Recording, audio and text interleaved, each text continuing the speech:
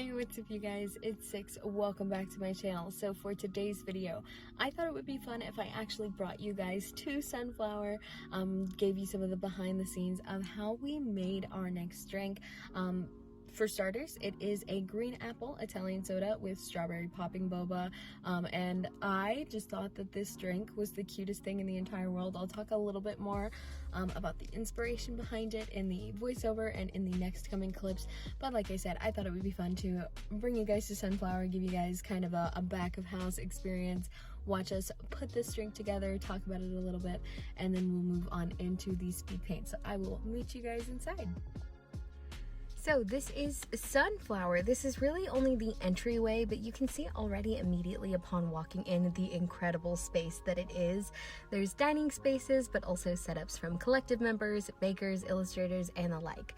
We have a little area over here as well set up for Pride Month to highlight some LGBT creators in the space and encourage people to go give some of their other works a look.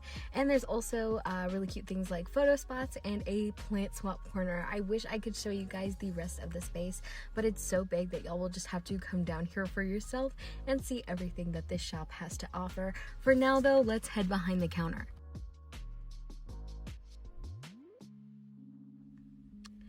So the actual making of the drink is pretty simple. We start off by adding the strawberry popping boba and then go in with the green apple syrup and the cream. Since Sunflour has a huge focus on vegan and gluten-free options, we're using a cream alternative here. And then after that, we add our Italian soda and our ice, give it a good mix to get all of that syrup combined, and top it off with a whipped cream, or again, a whipped cream alternative. I am a very avid green apple hater, as you guys might know, but this drink, especially combined with the strawberry and the cream, along with the little fizzy aspect of the Italian soda, is so good. I really, really love this drink. And that is our delicious drink. So this was actually, funnily enough, the drink that inspired this whole collaboration in the first place. So I'd seen them post this drink to their Facebook page and the colors immediately drew my attention. Brights and pastels and boba are obviously something that really click with me. I mean, look at my Patreon banners, for example. Speaking of my Patreon, consider joining. See what drink inspired next week's video, get behind the scenes sketches, exclusive merch and speed paints, layers files, shoutouts, and more. That's all on patreon.com/six.studios. Self-promo aside though, back to the drink. So you can see again from those banners that this color scheme is obviously something that I gravitate towards naturally. Coming up with a character design for this one was even simpler than the last design. I know I said last week's was pretty easy for me, but I never faltered with this piece. Normally it's good to do, a couple of thumbnails, kind of work out a handful of ideas to see if maybe you might think of something that you wouldn't have when initially designing. But I became immediately attached to this character design. I didn't find myself hesitating or overthinking for one moment. Even when doing the line art, I was actually able to get through it relatively quickly with almost no nitpicking, which I am so thankful for. I really needed a win this week. I will tell you that it has been a tough one.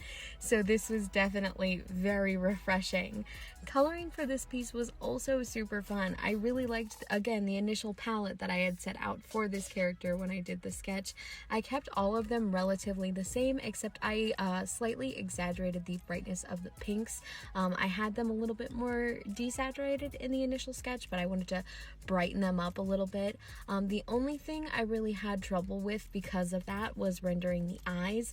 Whenever I do an eye color that's really brightly saturated, it becomes harder to render out the lower half of the eye where I would normally do the highlights and some of, the small bright details, because nothing is ever bright enough. Somehow it's almost always either a color that is super desaturated or just ends up having to be regular white, which does not work because I'm not trying to I'm not trying to render the catch lights in this portion. I'm trying to get the actual, again, the brighter portion of the eye, the part that's underneath all that shadow. And this happens almost every time I do bright colors, no matter what I do. So that definitely took a lot of troubleshooting, as I'm sure you guys saw. I also went back and forth on what color to do for her tongue and her waterline because of that.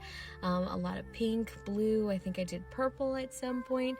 But I did end up settling again on pink, and I eventually found the look, the vibe that I was going for. Other than that little fiasco though, rendering was so simple for this character that I might use this line art again in the future for a more updated rendering tutorial, because I've changed things up just a little bit since my last one.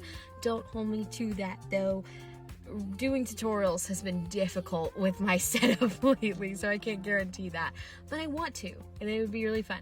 Anyway, as for the design elements of this character, I went a lot more low-key-ish in comparison to last week's sticker. I wanted to be really on the nose for the blueberry lavender because for the most part, the drink is still going to look like a regular coffee, so I wanted to play around a little more with simpler colors and more direct nods to the flavors of the drink. But this week's drink was super colorful, as you guys saw from the clips of us making the drink, so I chose to pull my inspiration from the visual aspects of the drink instead. It was pretty obvious I was of course going to do a monster girl, seeing as we're working with pastels, and that is my favorite thing to draw, as you can see by all of these. And arguably, from what I can tell, one of y'all's favorite things to see are my monster girls also, so I definitely wanted to do one of those. I also was certain that I was going to do the mint green for the skin, because seeing as this is a boba drink, I wanted the pink elements to be really circular. For example, her little hair bobbles, or my favorite aspect, her eyes. I've heard some people say that they don't like the texture of boba because it reminds them of eyeballs. So I thought it would be super cute and funny to give her pink eyes because, again, it is a strawberry popping boba and they are little pink pearls. So I thought it would be funny to give her pink eyes with a little eyeball on her tongue. And she's not winking, y'all. That is her eyeball. I don't know. I just couldn't get the idea out of my head. And those of you who have seen her on Patreon so far have really liked her. So I'm glad I was able to kind of do something like a little bit cutesy and funny and execute the vision that I had for her in my head. Because I really... I've been struggling with that lately. It's like I'll get character design in mind or like an illustration idea, and then I'll be able to visualize it in my head, but I can't put it onto paper. It's been such a struggle of mine. So I'm glad that I really don't have anything that I would change about this character. Like she came out exactly how I envisioned her, so that made me super happy. I also did want to emphasize the strawberry just a tiny bit since that got kind of lost in all of the green. I didn't really feel the need to put any like apple elements anywhere because her skin, her horns, you know, the majority of the illustration is green, so I feel like I really nailed the green apple aspect. It's just the issue is the pink is a little more subtle. If we're just talking about her eyes and her tongue, that's not much. Her little baubles, of course, too. So I decided to give her some little strawberry earrings, so it's a little nod to the flavor, and also we're able to get a little more pink into the illustration. On the whole, I do, like I said, really love this character. I think she's super bubbly, which really fits the vibe of a boba soda, at least in my mind. So let me know what you guys think of her.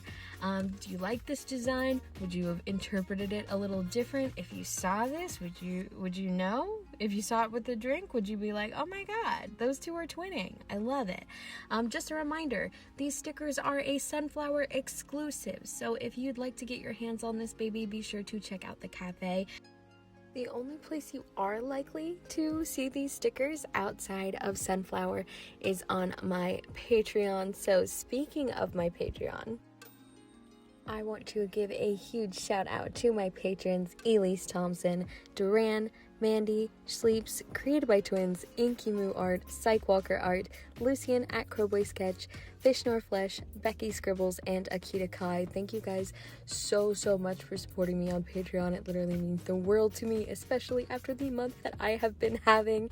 If you want to get your hands on monthly exclusive merch, podcasts, behind the scenes, sketches, layer files, speed paints, early access to YouTube videos, and early access to figuring out what the next collab from Sunflour will be sure to check out the Patreon at patreon.com/six.studios. I love you guys so much, and I'll see y'all in the next one. Bye.